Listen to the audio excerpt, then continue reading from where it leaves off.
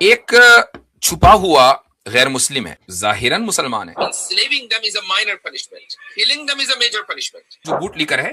میں اس کو چیلنج کرتا ہوں کہ تو بتا پھر آپ علیہ الصلوۃ والسلام نے جتنی بھی جنگیں کی ہیں وہ ساری کی ساری ریلیجس وارز تھیں. کیوں آپ علیہ الصلوۃ والسلام نے کچھ لوگوں کو سلیو بنایا؟ بتا، اس کا جواب دے اگر مسلمان ہے تو. اور یا پھر مسلمان نہیں ہے تو کہو کہ میں نہیں مانتا کہ رسول اکرم صلی اللہ علیہ وسلم نے کوئی جنگ کی ہے، یا اگر سلیو بنایا تو غلط بنایا ہے.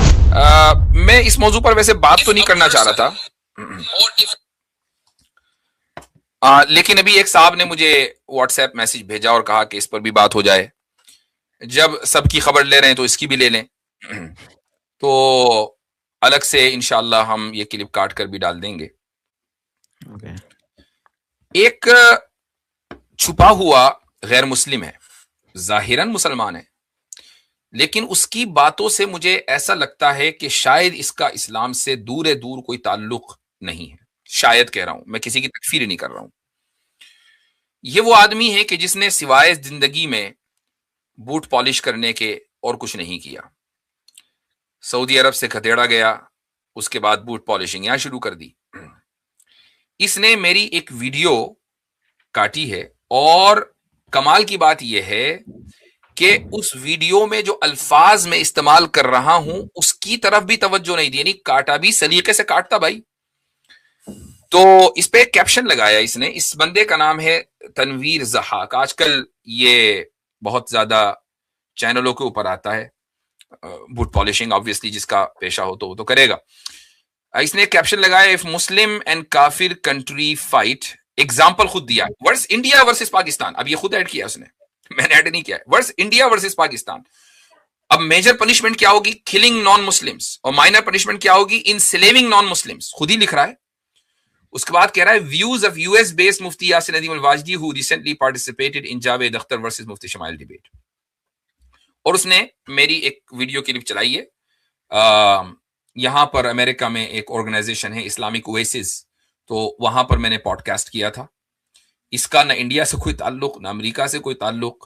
اور چلو میں کہتا ہوں امریکہ سے تعلق تو کسی امریکن کو پرابلم ہوگی، لیکن اس پرابلم کس کو ہو رہی؟ بوٹ لیکر کو، جو وہاں بیٹھا ہے انڈیا میں، اور خود ہی انڈیا پاکستان کی مثال دے رہا ہے. جبکہ جو پوڈ کاسٹ ہے وہ امریکہ میں ہو رہی ہے، جو آرگنائزیشن لے رہی ہے وہ امریکن ہے. خیر، میں اب آپ کو یہ ویڈیو سنانا چاہوں گا، میرے فون پر ہے تو یہ سن لیجئے. Just a second. Nation disobeys Allah subhanahu wa ta'ala, it loses its right to survive and its right to remain free. And life, enslaving them is a minor punishment. Killing them is a major punishment. There is a Muslim country and there is a non-Muslim country. There is a war going on between the two nations. Why there is a war between a Muslim and a non-Muslim country? Because the non-Muslim country disobeys Allah Azza wa Jalla. They are the rebellions against Allah, Allah's sovereignty. They don't obey Allah subhanahu wa ta'ala. Now what is the major punishment? The major punishment is that they should be killed because they don't deserve to live anymore. What is the minor punishment? Minor punishment is that you enslave them. جی سب سے پہلے تو، اور اس کے بعد اس نے میری وہ video چلا دی جو ڈیبیٹ میں سوال کر رہا ہوں جاوید صاحب سے. اچھا، اب یہاں پر جو اس نے ویڈیو کاٹی ہے صحیح سے نہیں کاٹی، کیونکہ میں یہ کہہ رہا ہوں کہ why there is a war between a Muslim and non Muslim country? Because a non Muslim country disobeys Allah سبحانہ و تعالی ساورنٹی. کیا مطلب ہوا اس کا؟ کہ پورا جو ڈسکشن ہے وہ اس صورت میں ہے جبکہ مسلم نان مسلم کنٹری میں ریلیجس وار ہو رہی ہو. وائی دیر از اے وار؟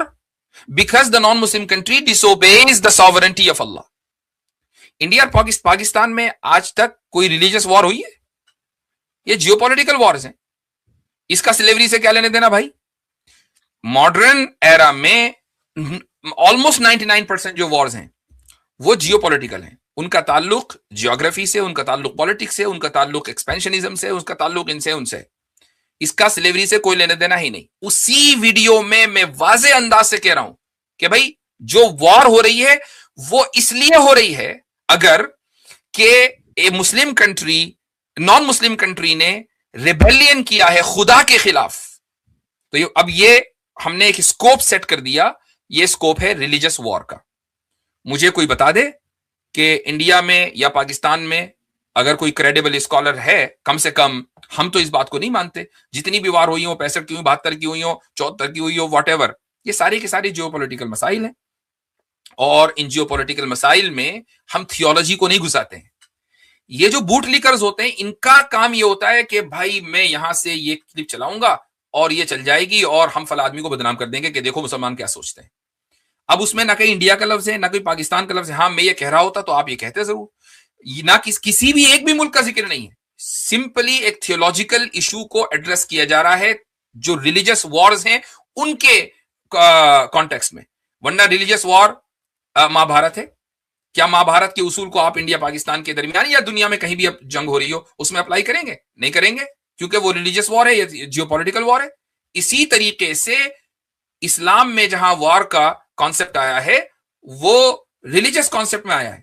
میں اس شخص کو جو بوٹ لیکر ہے میں اس کو چیلنج کرتا ہوں کہ تو بتا پھر کہ رسول اکرم صلی اللہ علیہ وسلم نے جو جنگیں کی ہیں، آپ علیہ الصلوۃ والسلام نے جتنی بھی جنگیں کی ہیں وہ ساری کی ساری ریلیجس وارز تھیں.